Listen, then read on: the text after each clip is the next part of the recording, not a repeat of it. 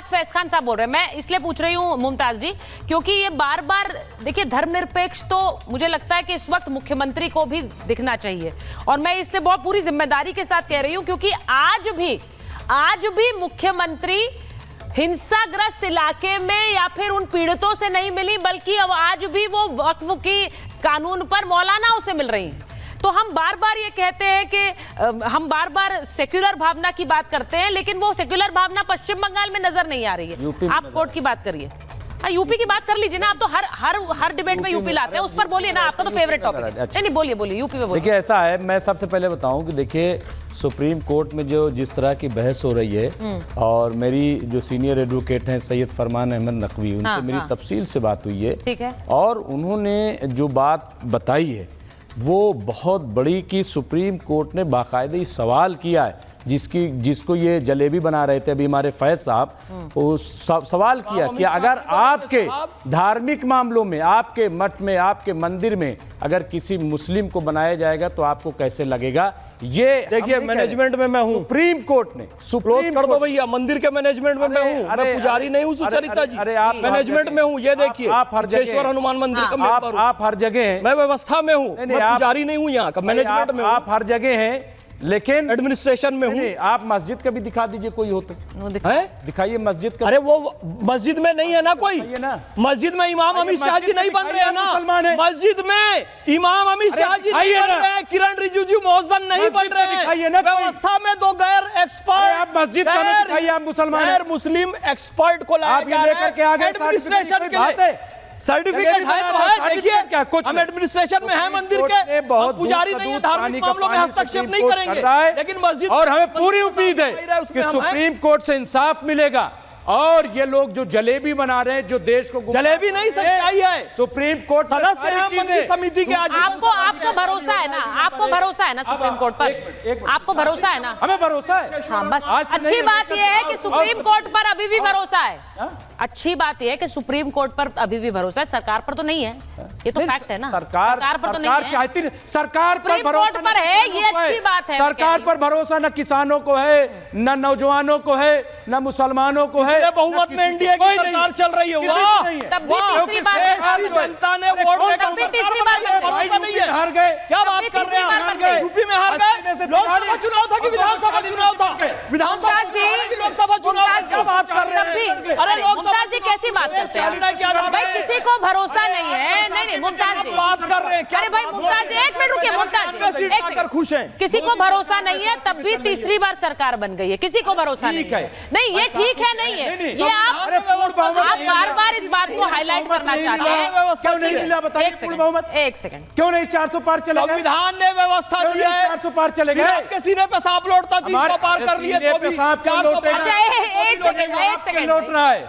400 पार क्यों नहीं? अरे भाई इसलिए नहीं हुए जिससे आप, कोई ऐसा तो हो जिससे सब लोग ब्लैकमेल कर पाए। चंद्रबाबू नायडू नीतीश कुमार को ब्लैकमेल कर रहे हैं ना सब लोग। कौन कर रहा है ब्लैकमेल? बार बार ब्लैकमेल ही तो कर रहे हैं कि ये लोग मौलानाओं का वोट नहीं मिलेगा, मुसलमानों का वोट नहीं मिलेगा। ये उन दोनों को ब्लैकमेल किया जा रहा है, उनकी पार्टियों को ब्लैकमेल किया जा रहा है। तो ईडी है, किया जा रहा है कि नहीं? एक मिनट, अच्छा मैं बाहर जा रही हूँ जरा मेहमानों के पास। एक मिनट जरा, मैं सीधे विवेक जी बोलना चाह रहे हैं। विवेक जी बोलिए। यहाँ पर तो एक जंग सी छिड़ गई है स्टूडियो के अंदर भाई। विवेक जी बताइए। विवेक जी देखिए, ममता बनर्जी, मुझे बहुत हैरानी होती है। मैं आपसे पूछती हूँ क्योंकि वहां पर आप लोग ममता बनर्जी का विरोध करते हैं, कम्युनिस्ट पार्टियां बंगाल में आप लोग विरोध करते हैं, लेकिन इंडिया गठबंधन में आप लोग साथ हैं। कांग्रेस के अधीर रंजन चौधरी कम से कम कह तो रहे हैं ममता बनर्जी ने जो किया बहुत गलत कर रही हैं, वो वोट बैंक के लिए कर रही हैं। आप में इतनी हिम्मत है कि आप ये बोल पाए कि वो वोट बैंक के लिए कर रही हैं? देखिए हाँ, नहीं, वोट बैंक के लिए क्या कर रही है? मेरा ममता बनर्जी से क्या लेना देना? मेरा लेना देना as a political entity, as a leftist, इस देश की माइनॉरिटीज और मुसलमानों के साथ है। अच्छा। एक बिल आया है जो गलत है, 5 साल पहले प्रूव करिए कि आप मुसलमान हैं। वो मुर्शिदाबाद में हिंदू भी माइनॉरिटी थे सर। सरकार स्टडी मुर्शिदाबाद में हिंदू माइनॉरिटी थे। उसके बाद सुनिए, उसके बाद मुर्शिदाबाद में हिंदू माइनॉरिटी ही है। हाँ, सुनिए, नहीं, एक मिनट मैडम, आप कई इश्यूज को यहाँ पे मिक्स कर रहे हैं। हम नहीं मिक्स नहीं कर रही हूँ। पहली चीज मैं इसलिए कह रही हूँ कि उनकी भी तो कोई आवाज बने ना। नहीं, आप सुन लीजिए एक मिनट। मैं बता देता हूं ना कहां कहां मिक्सिंग हो रही है। पहला इशू तो बिल्कुल अलग है कि ये कानून गलत है तो हम प्रोटेस्ट करेंगे, एक इशू हुआ। दूसरा, इससे मुसलमानों का हिंदुओं से कोई लेना देना ही नहीं है। प्रोटेस्ट सरकार के खिलाफ है। ये हिंदू वर्सेस मुस्लिम की लड़ाई है ही नहीं। सर पश्चिम बंगाल में तो यही हो गई है, पश्चिम बंगाल में जो हिंसा हुई वहां यही हो गई है, और अगर आप इसे नहीं देख रहे हैं तो ये गलत है। अच्छा, विवेक जी तीसरा उसके अंदर आप नहीं आप सुनिए आप देख नहीं पा रहे हैं वहां पे क्या लड़ाई है, क्या वो हिंदू मुसलमान नहीं हो गई है? बैठिए भी ले आए नहीं, परहैप्स ख्याल से तो इसका सीधा मतलब ये है कि आपको पता है लेकिन आप कैमरे पर मानना नहीं चाहते। मुसलमानों का पैसा, सुनिए, no no no no no no no, मुसलमानों का पैसा, मुसलमानों की जमीन, मुसलमानों का दीन, उनका ईमान, उनकी डोनेशन, हिंदुओं का क्या मतलब है उससे? और मुसलमान हिंदू से क्यों लड़ेगा, क्यों मारेगा? ये सीधी सीधी संघ परिवार की साजिश है। हमारी वक्फ अमेंडमेंट एक सेकंड मेरी बात सुनिए जरा विवेक जी, आपने कहा कि हिंदुओं का क्या लेना, हिंदुओं को क्या मतलब है? नागपुर में वक्फ पर जब कानून बन रहा था तब भी मुसलमान नेता ही बोल रहे थे, आम मुसलमानों से ही बात हो रही थी। अभी ये मुद्दा इसलिए गरमाया क्योंकि पश्चिम बंगाल एक ऐसा राज्य है, आप तो लेफ्ट से आते हैं, केरल में तो सरकार इसे लागू करने की बात करती है, वहां पर लागू करने की बात करें। पश्चिम बंगाल में ममता बनर्जी कह रही मैं इसे लागू नहीं होने दूंगी, इतनी बड़ी उन्होंने बैठक कर दी है मौलानाओं के साथ, इमामों के साथ। आज स्टेडियम देखिए कैसे भरा हुआ है, स्टेडियम भरा हुआ है। आप तो केरल पर बोलिए ना, केरल में जो सरकार लागू करना चाह रही है और वहां पर मुस्लिम संगठन ब्लैकमेल कर रहे हैं, मुस्लिम संगठन वहां कह रहे हैं, मार्च कर रहे हैं। मैडम भारतीय, सुनिए, पहली चीज, कम्युनिस्ट पार्टियां इस अमेंडमेंट बिल के खिलाफ हैं। सीपीआई ने इसके खिलाफ सुप्रीम कोर्ट में रिट डाली। केरल सरकार का स्टैंड बताइए मुझे, केरल सरकार का स्टैंड, उसके लिटिगेंट है। केरल सरकार का स्टैंड बताइए मुझे विवेक जी, केरल सरकार का स्टैंड क्या है?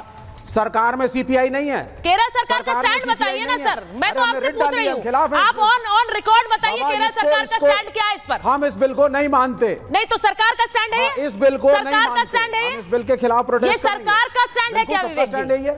आप सीपीआई की बात मत करिए, आप मुझे बताइए, आप ये सरकार का स्टैंड है, इसे लागू नहीं होने देंगे? CPI is in the government, Kerala में लागू नहीं होगा? अरे बाबा, सीपीआई केरल में लागू नहीं होने देंगे, नहीं लागू होने, हम अब करेंगे आप, क्योंकि केरल में सरकार ने कहा हम इसे लागू करेंगे, वहां पर क्रिश्चियंस को हक दिलाने के लिए सरकार ने कहा हम लागू करेंगे।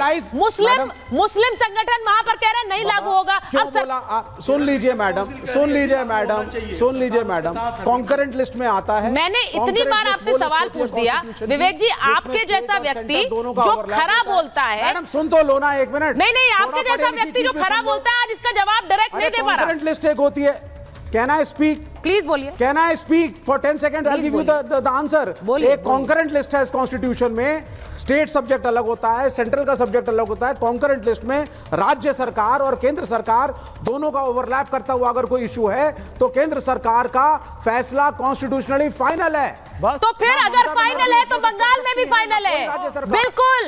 अगर फाइनल है तो बंगाल में भी फाइनल है, हम प्रोटेस्ट कर सकते हैं। अगर फाइनल है तो बंगाल नहीं, बंगाल की मुख्यमंत्री कह रही है हम लागू नहीं करेंगे। अब बोलिए आप, इसका अब आप तो दोनों तरफ से फंस गए, एक तरफ कुआं एक तरफ खाई हो गई आपके लिए। कॉन्करेंट लिस्ट में है। हाँ तो फिर आपने कहा केंद्र सरकार का मुद्दा फाइनल, मैडम, तो फिर इसका मतलब ये है पश्चिम बंगाल में भी फाइनल है। हाँ, ये आपको हमें पालन करना पड़ेगा, लेकिन हम जैसे हमने किसान बिल वापस कराया था, ये प्रोटेस्ट है। चारू जी बोल रहे हैं, चारू जी के पास जाएंगे, चारू जी और पार्टियां, लेफ्ट पार्टियां, इंडिया अलायंस के, देखिए मैं एक चीज जानती हूँ विवेक जी, आप खरा बोलते हैं, लेकिन चारू जी आज ये थोड़ा सा मुश्किल में फंसे हैं क्योंकि इन्होंने केरल की गवर्नमेंट का स्टैंड क्लियर नहीं बता पा रहे। केरल गवर्नमेंट का स्टैंड क्या था, और अगर ये कहते हैं कि सेंट्रल गवर्नमेंट का स्टैंड फाइनल है तो फिर वो बंगाल में भी होगा, फिर कोई स्टेट गवर्नमेंट कैसे कहेगी, ऐसे हिंसा का साथ देगी और कहेगी हम नहीं लागू करेंगे? बोलिए Charu ji. I am saying it, Charu ji बोलिए।